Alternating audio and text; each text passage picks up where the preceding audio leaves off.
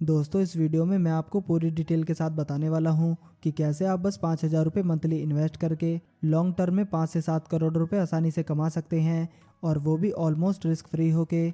अगर आप भी अपनी सैलरी की मदद से अमीर बनना चाहते हैं और स्टॉक मार्केट को ज़्यादा समय भी नहीं देना चाहते हैं तो फिर इस वीडियो को एंड तक ज़रूर देखें। दोस्तों स्टॉक मार्केट से लॉन्ग टर्म में करोड़ों रुपए कमाने के लिए आपको सिर्फ 2 चीज़ों की ज़रूरत है, जिसमें सबसे पहला है हाई रिटर्न और दूसरा है low risk. Top mutual funds और स्टॉक्स दोनों में ही हाई रिटर्न मिलने के चांसेस होते हैं, लेकिन इसमें रिस्क भी उतना ही ज़्यादा होता है और उस बात की कोई भी गारंटी नहीं होती है कि लॉन्ग टर्म में वो आपको कंसिस्टेंटली हाई रिटर्न देंगे भी। अगर आप एक फुल टाइम प्रोफेशनल इन्वेस्टर नहीं हैं तो फिर आपके लिए शेयर मार्केट में कम से कम रिस्क पर ज़्यादा से ज़्यादा प्रॉफिट कमाने का बस एक ही तरीका है, और वो है इंडेक्स फंड में इन्वेस्ट करना। जब हम निफ्टी 50 और सेंसेक्स जैसे फंड में इन्वेस्ट करते हैं तो हम एक तरीके से अपने देश की इकोनॉमी पर बैट लगाते हैं। आज लगभग हर एक स्टडी और रिसर्च में यही पाया गया है कि हमारे देश भारत की इकोनॉमी कम से कम अगले 30 सालों तक काफ़ी तेज़ी से ग्रो करने वाली है। निफ्टी 50 और सेंसेक्स इंडिया के मोस्ट पॉपुलर इंडेक्स हैं, जिनमें हमारे देश की टॉप कंपनीज लिस्टेड हैं। सिर्फ यही टॉप कंपनीज इंडिया में 50% से भी ज़्यादा प्रोडक्ट और सर्विस मैन्युफैक्चरिंग करती है। अगर हमारे देश की इकोनॉमी बढ़ती है तो जाहिर सी बात है कि ये इंडेक्स भी लॉन्ग टर्म में काफ़ी ग्रो करेंगे। एक इंडेक्स में इन्वेस्ट करने से आपको कई सारे बेनिफिट मिलते हैं। निफ्टी 50 नेशनल स्टॉक एक्सचेंज यानी NSE में लिस्टेड टॉप 50 कंपनी का एक इंडेक्स है। इन कंपनीज को फ्री फ्लोट मार्केट कैपिटलाइजेशन के हिसाब से निफ्टी 50 में वेटेज दिया जाता है। इस वजह से निफ्टी 50 में सारे लार्ज कैप स्टॉक्स ही होते हैं। इसके साथ ही हर 6 महीने के बाद निफ्टी 50 के उन स्टॉक्स को हटा दिया जाता है जो कि खराब परफॉर्म कर रहे होते हैं, और इसके बदले ऐसे स्टॉक्स को ऐड कर दिया जाता है जो कि अभी अच्छा परफॉर्म कर रहे हैं।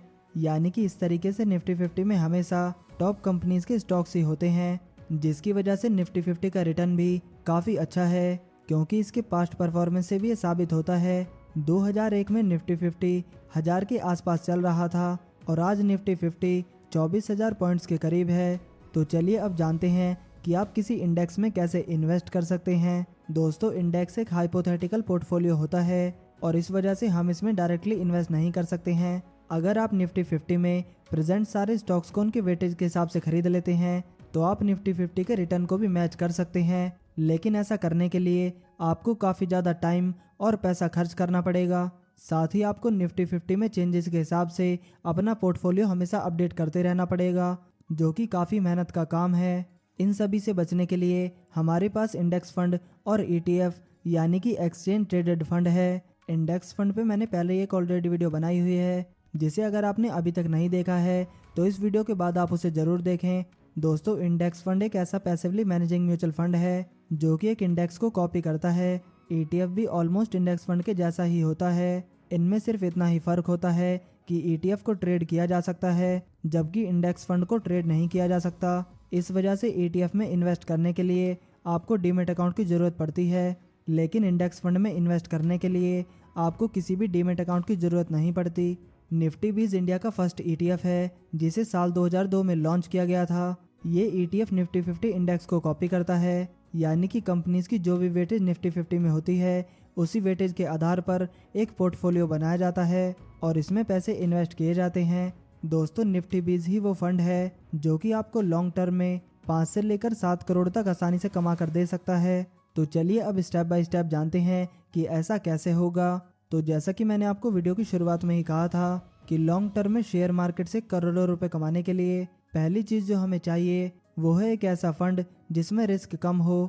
निफ्टी 50 में सारे स्टॉक्स लार्ज कैप कैटेगरी के ही होते हैं और ये ऐसी कंपनी के स्टॉक्स हैं जो कि पहले से ही काफ़ी ज़्यादा वेल एस्टेब्लिश्ड हैं। इन कंपनीज के लॉस हो जाने के या फिर बैंकरप्ट हो जाने के चांसेस ऑलमोस्ट ज़ीरो हैं, लेकिन किसी कारण अगर ऐसा होता भी है तो निफ्टी 50 इन कंपनीज को अगले क्वार्टर में इंडेक्स से बाहर निकाल देगा और दूसरी अच्छी कंपनी को ऐड कर देगा।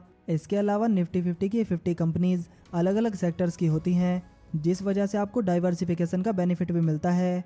इन सब चीज़ों के कारण निफ्टी बीज में इन्वेस्टमेंट का रिस्क काफ़ी हद तक कम हो जाता है। अब बात करते हैं इसके रिटर्न्स के बारे में। तो दोस्तों निफ्टी 50 का पिछले 20 सालों का रिटर्न काफ़ी ज़्यादा अच्छा रहा है। 2002 में जब निफ्टी बीज लॉन्च हुआ था तब इसकी NAV थी सिर्फ 10 रुपये, लेकिन आज निफ्टी 50 की NAV 268 रुपये के करीब है। इस चार्ट में आप निफ्टी 50 का CAGR देख सकते हैं। निफ्टी 20 के पिछले एक साल का CAGR 25.51% है, जबकि 3 साल का CAGR 18.12% है और 5 साल का CAGR 17% के करीब है। कुल मिला के देखें तो निफ्टी 20 के पिछले 20 सालों का CAGR 16.34% है, जो कि काफ़ी अच्छा एनुअल रिटर्न है। कई सारे टॉप म्यूचुअल फंड्स में भी लॉन्ग टर्म में इतना CAGR नहीं मिलता है। तो दोस्तों अभी CAGR पे हम SIP कैलकुलेट करते हैं। अगर आप निफ्टी 20 में 5,000 रुपये की मंथली SIP 25 की एज पे स्टार्ट करते हैं तो 30 साल बाद यानी कि 55 की एज में आपके पास करीब होंगे 5 करोड़ रुपए। अगर आप 35 की एज के लिए इन्वेस्ट करते हैं तो आपके पास करीब होंगे 7 करोड़ रुपए। अगर हम इन्फ्लेशन को भी कंसिडर करें तो भी आपको इस SIP के एंड होने पर 1 करोड़ से ज़्यादा रुपए मिलेंगे। अब एक बहुत ही इंपॉर्टेंट सवाल आता है कि क्या निफ्टी 20 से फ्यूचर में भी इतना ही रिटर्न मिलेगा, क्योंकि स्टॉक मार्केट में नेक्स्ट ईयर क्या होने वाला है इसे प्रेडिक्ट कर पाना लगभग नामुमकिन है। और हम यहाँ 30 सालों की बात कर रहे हैं। दोस्तों हम ये तो प्रेडिक्ट नहीं कर सकते कि स्टॉक मार्केट में आगे क्या होने वाला है, लेकिन हम ऐसे कई सारे चेंजेस अपने आसपास होते हुए देख सकते हैं जो कि डायरेक्टली स्टॉक मार्केट को इफेक्ट करते हैं। अगर हम इंडियन इकोनॉमी की बात करें तो कई सारी रिपोर्ट्स आपको ऐसी मिल जाएंगी जो कि ये बताती हैं कि कैसे 2030 तक इंडिया की इकोनॉमी दुनिया की तीसरी सबसे बड़ी इकोनॉमी बन सकती है। शॉर्ट टर्म में भले स्टॉक मार्केट और इकोनॉमी के बीच कोई भी रिलेशन नहीं होता, लेकिन लॉन्ग टर्म में इकोनॉमी और स्टॉक मार्केट साथ ही चलते हैं। इसके अलावा कई सारे इंडस्ट्रीज और सेक्टर ऐसे हैं जिनमें ग्रोथ के अभी भी काफ़ी ज़्यादा पोटेंशियल है और कई तो ऐसे हैं जो कि अभी सही से इमर्ज भी नहीं हुए हैं। ये सारी चीज़ें फ्यूचर में स्टॉक मार्केट को काफ़ी ज़्यादा इफेक्ट करेगी। आप अगले 30 सालों के लिए थोड़ा ज़्यादा या थोड़ा कम CAGR एक्सेप्ट कर सकते हैं, लेकिन फिर भी निफ्टी 50 और निफ्टी 20 के रिटर्न्स काफ़ी हाई ही रहने वाले हैं। अब मैं आपको बताता हूँ कि कैसे निफ्टी 20 में आप SIP स्टार्ट कर सकते हैं।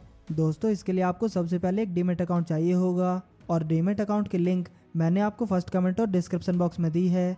आप वहाँ से अपना फ्री में डीमेट अकाउंट ओपन करवा सकते हो और उसके बाद अपनी SIP को स्टार्ट कर सकते हो। और दोस्तों आज के इस वीडियो में इतना ही।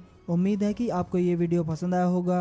अगर वीडियो पसंद आया हो तो वीडियो को लाइक करें और ऐसे ही वैल्यूएबल वीडियोस को देखने के लिए हमारे चैनल को सब्सक्राइब करना ना भूलें। आपका कीमती समय देने के लिए धन्यवाद।